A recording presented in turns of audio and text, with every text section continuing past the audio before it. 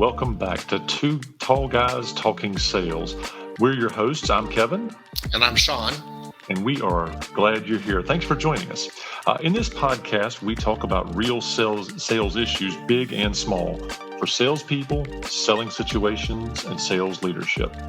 Collectively, we have over 50 years of sales, selling leadership, and sales acumen under our belts, and we're here to share a little bit of that with you in the next 15 minutes. We're glad you're here. Enjoy the show.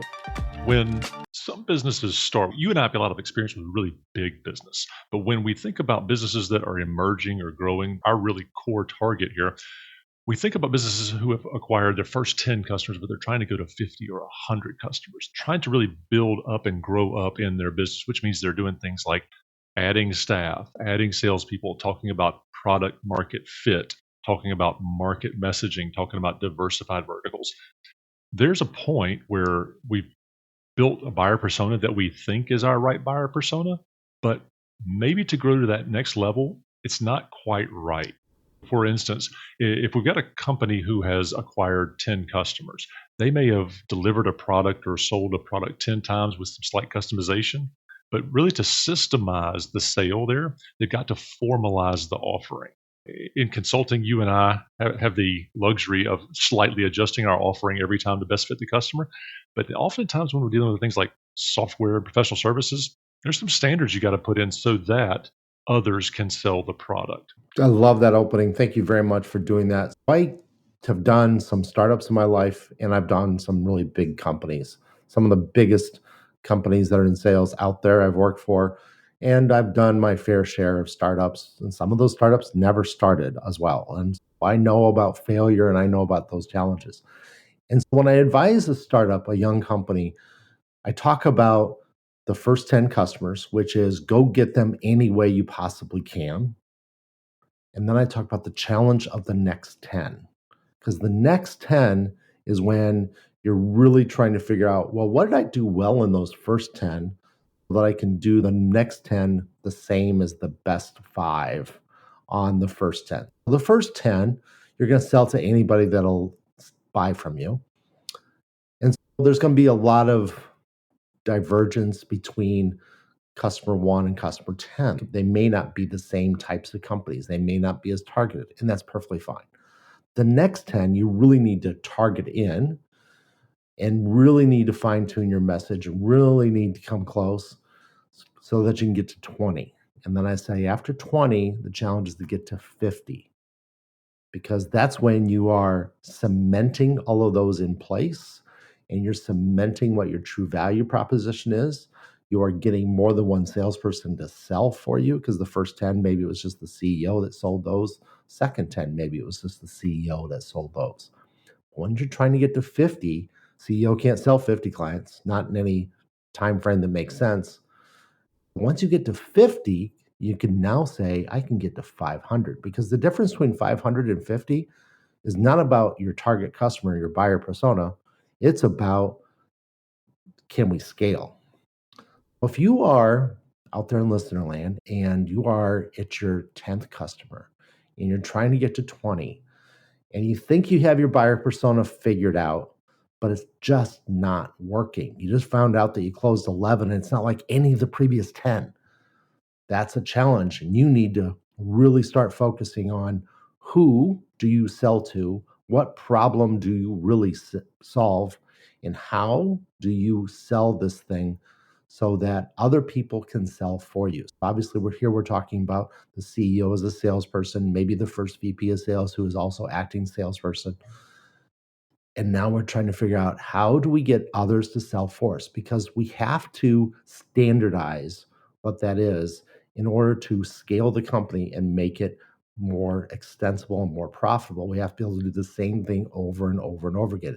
If you are trying to do something unique for every single customer, good luck getting to 100 customers. That's just really, really tough. You need to say what you're really good at.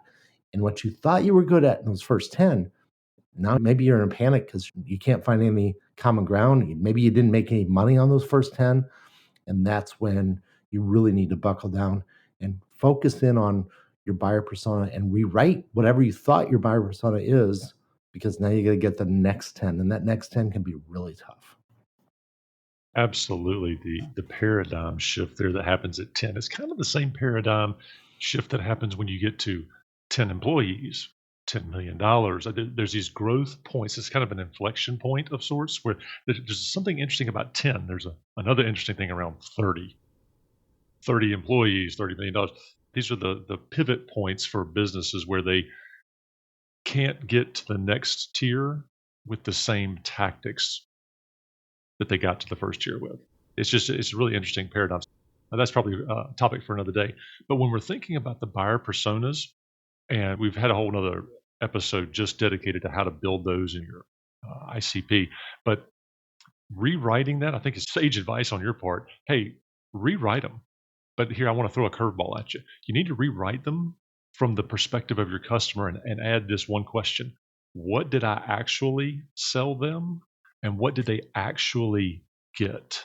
Because that should inform your ideal client beyond the persona. Because when we come with an ideal client profile, we say we want this demographic, this psychographic for the attracting customers. But once we've got our experience, those first 10, we can ask ourselves, okay, what did they actually get? What did they really buy? What did they really think they were buying? Our language that we use in our marketing and our sales process, did we really adhere our product and our solution to their actual problem and outcome? Really tweaking that can be the difference between that 10th customer or the 11th customer and the 20th or 50th or 500th customer.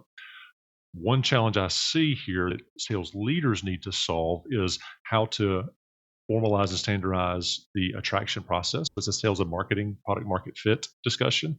But from a customer persona, buyer persona standpoint, we need to figure out what did we actually sell from a product standpoint? Did we sell a software package or did we sell some consulting that had some user interface? And that's a key differentiator because if we're just selling consulting services, it will continue to be largely customized because we're meeting someone where they are and selling a solution for their problem, not a solution for the market. That's one of the real differentiator challenges that I see businesses facing daily. We have a lot of opportunity as small businesses to stay nimble and flexible, but at some point we need to stay in the box. It's easy to say think outside the box. Well, sometimes when you buy a box, you need to live inside the box. My software days were a testament to that. Somebody would buy an accounting system and they would have to live in the box. They didn't like it because their old processes are their processes and the new processes didn't fit their old processes. Well, sometimes when you buy something, buy a new product, you don't want to make it act like the old product. You bought the new product to make it do something better for your business. When we're thinking about the 11 through 50 customer account, we want to think about what is the actual thing someone purchased and what did they get by purchasing it. We talk a lot about sales and sales leadership about selling the problem you solve, not the product you have. And we have to get through an implementation or a solution delivery, or we have to deliver a product, a physical product, and let someone use it to figure out what they actually bought. And that's the real proof point where businesses can really break down and not really understand how they fit into a market. Great analogy that I was thinking of as you were telling that story, Kevin. Do you sell tools? Do you sell tools in the toolbox? Or do you sell a finished car? If I sold you enough tools and you had the right mechanical aptitude, you could build a car. You might have to buy a bunch of parts and buy a bunch of metal and whatever. But if I sold you enough tools and you had the aptitude, you could build a car. Now, if I was doing that, I would only be able to sell to those people who want to build a car from scratch. That's a tough market. Now I'm just selling tools. I'm not selling a finished product. However, what Mr. Ford taught us is that it was better to sell one product, to sell the car and solve the problem that way. Steve Jobs also did this when he started Apple Computer. He said, everybody wants to tinker, everybody wants to build computers. No, they don't. And he stopped that process and he built a standard computer. That computer got better over the years, and we all know that. But he sold a standard computer and he let everybody tinker with the software And then he found out that people didn't want to tinker with the software. So he created partnerships with software companies that would run on his computer. So people didn't have to tinker at all with the tools. Selling tools is hard to do because now you have to create a vision for a customer that customer may not have and may not be capable of delivering. It's so much easier to sell a standard product. A lot of times when I'm talking to that first 10 customer client of mine, and I asked them about what did you sell, they were selling tools. They were selling, well, they could do this with it, and they can do that with it, they can do this with it. And isn't that great? We're so flexible. And I go, but then you really don't know what you're selling. You don't know your value proposition, and you definitely don't know your buyer persona, except for the I want to sell to tinkerers. And you don't want to sell to tinkerers. You want to sell to people that can just buy it and use it and get value out of it almost the day after they send you that purchase order.